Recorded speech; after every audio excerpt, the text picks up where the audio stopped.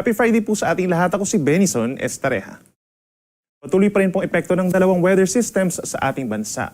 Dito sa malaking bahagi ng Luzon, andyan pa rin po ang northeast monsoon or hanging amihan. Magdadala po ito ng may hinang pag-ulan overnight dito po sa may silangang parte kabilang ng Cagayan Valley at mga probinsya ng Apayao, Kalinga, Mountain Province, Ifugao hanggang dito sa may Aurora at sa Northern Quezon. Samantala, over the eastern sections of Southern Luzon down to Mindanao, andyan naman yung shear line or kitang-kita itong linya kung saan nagtatagpo po ang malamig na amihan at ang mainit na easterly. So pag nagtatagpo itong dalawang air masses na ito, as a result, nagkakaroon po tayo ng makakapal na mga ulap na siya nagdadala rin ng malalakas na mga pag-uulan.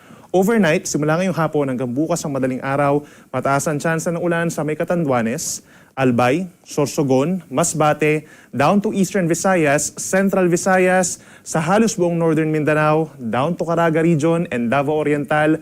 Mag-ingat sa banta ng mga pagbaha at pagguho ng lupa at mag-ingat din po sa mga paminsan-minsang malalakas sa mga pag-ulan nga at mag-ingat din sa possible po ng mga advisories and heavy rainfall warnings. For the rest of Mindanao, asahan din ng mga localized thunderstorms o yung mga pulu-pulo lamang ng mga pag-ulan or pagkidlat pagkulog.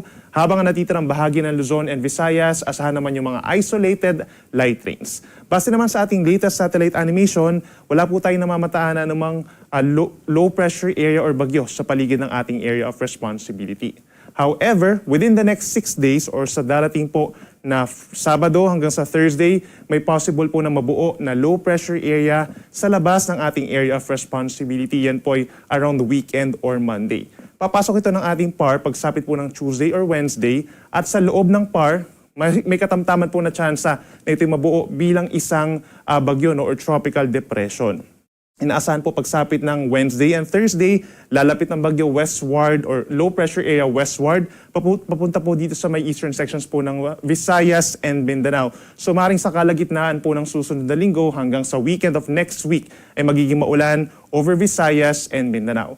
Patuloy po na magantabay sa ating mga updates dahil posible pang mabago yung scenario natin regarding this tropical cyclone potential forecast. At para naman sa lagay ng panahon bukas, Sabado, that's the last day po of January, asahan pa rin ng maulap na kalangitan at kalat-kalat ng mga pag-ulan over the southern portion of Bicol Region. Kabilang na dyan ang Catanduanes pa rin, Albay, Sorsogon at Masbate. Yan po ay dahil pa rin sa shear line o yung banggaan ng mainit at malamig na hangin. Dito naman sa Camarines Provinces, Aurora and Quezon Province, cloudy skies with some light rains dahil sa amihan. Habang ang natitirang bahagi ng Luzon, including Metro Manila, asahan pa rin yung bagyang maulap na kalangitan at minsan maulap lamang pagsapit po ng tanghali hanggang sa gabi. Sasamahan din po yan ng mga pulupulong may hinang pag-ulan in some areas, habang dito sa Metro Manila at mga nearby areas pa, maliit lamang po ang tsansa ng mga pag-ulan. For Metro Manila tomorrow, range of temperature is from 22 to 30 degrees Celsius. Sa may Tagaytay, 20 to 27 degrees at pinakamalamig pa rin sa Cordillera Region, kagaya sa may Baguio City, presko from 13 to 23 degrees Celsius.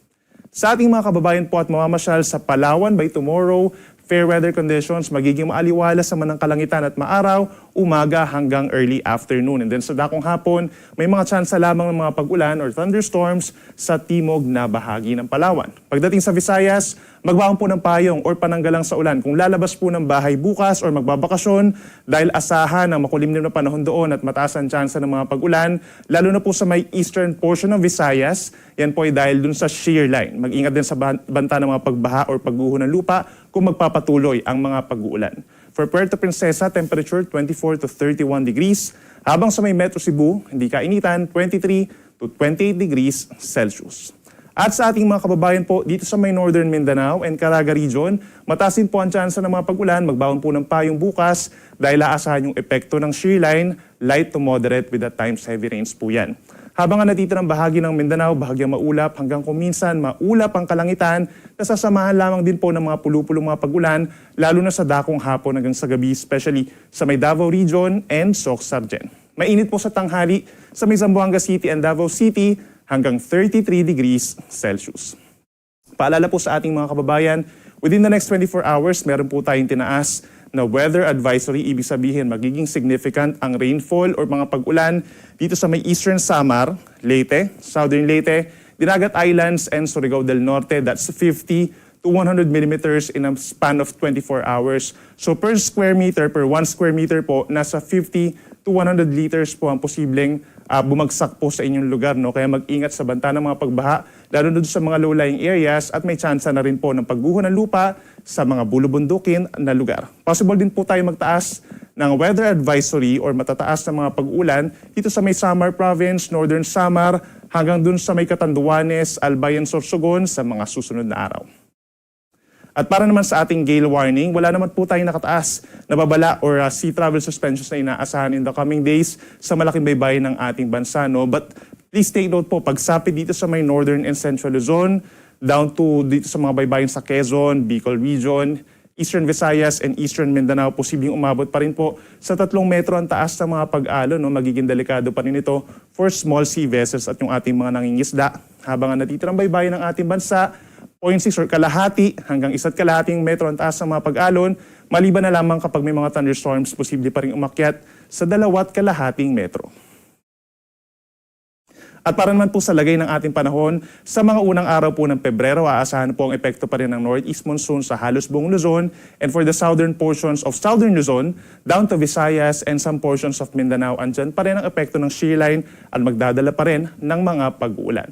So pagsapit ng Sunday and Monday, asahan po dito sa may Kabikulan, kabilang ang Legazpi City, maulang panahon ng mararanasan. Magbaon po ng payong, minsan malalakas din po ito. Habang ang natitirang bahagi ng Luzon, may mga pag-ulan doon sa may eastern sides, kasama na dyan ang Quezon, Marinduque, dito rin sa Aurora, Cagayan Valley dahil po yan sa Amihan. The rest of Luzon, including Metro Manila, halos steady pa rin po yung weather natin na partly cloudy skies, may times lang na cloudy at may chance ng saglit na pag-ulan. Pagsapit ng Tuesday, yung mga nasa eastern sides pa rin po magkakaroon ng mga pag-ulan, habang sa Bicol Region, mababawasan yung mga pag-ulan dahil bababa po yung shear line dito sa may Visayas and Mindanao. Temperature sa Metro Manila, posibleng umaangat po ng bahagya, no? Between 23 to 30 degrees. Ngayon din sa may Baguio City, 14 to 24 degrees sa mga unang araw ng Pebrero. Sa ating mga kababayan po dito sa Visayas, kapansin-pansin, sa mga unang araw po ng Pebrero, asahan ang makulimlim na panahon for most of the day. From Sunday to Tuesday, halos may mga araw-araw na mga pag-ulan po at minsan malalakas po ito lalo na sa may eastern sections. No? Dito sa may Samar and Leyte provinces, mag-ingat sa banta ng mga pagbaha at pagguho ng lupa at lagi din tumutok sa ating mga advisories and heavy rainfall warnings. Temperature natin sa Metro Cebu, 23 to 30 degrees Celsius, habang dito naman sa may Iloilo, 23 to 30 degrees po pagsapit ng tanghali. At sa ating mga kababayan po sa Mindanao, asahan po Sunday and Monday mataas ang tsansa ng ulan sa may Surigao del Norte and Dinagat Islands. Habang pagsapit po ng Tuesday, mataas na muli ang tsansa ng ulan sa malaking bahagi ng northeastern Mindanao, Caraga Region, Region 10, habang dito rin po, or hanggang dito rin po sa may Davao Region, mataas ang tsansa ng mga pag-ulan. Habang natitirang bahagi ng Mindanao, pagsapit po ng Tuesday, partly cloudy to cloudy skies, may tsansa pa rin po ng mga isolated rain showers or thunderstorms. At bago po tayo magtapos, meron po tayong dagdag kaalaman regarding po sa ating minimum temperatures. Pinakamababa po so far no December 30, 2025, ang start ng amihan season, 9.6 degrees sa may La Trinidad, Benguet. Habang inaasahan naman natin mga forecast minimum temperatures, sa susunod pa na 2 araw or 2 buwan, ay mananatiling mababa pa rin po, no? Lalo na sa may Mountainous Luzon, yung ating minimum temperature between 10 to 12 degrees Celsius. Ang ating sunset po ay 5:54 p.m. at ang sunrise bukas, 6:25 ng umaga. Yan muna yung latest mula dito sa weather forecasting ng Pag-asa. Ako muli si Benison Estareja na nagsasabing sa namang panahon, Pag-asa, magandang solusyon.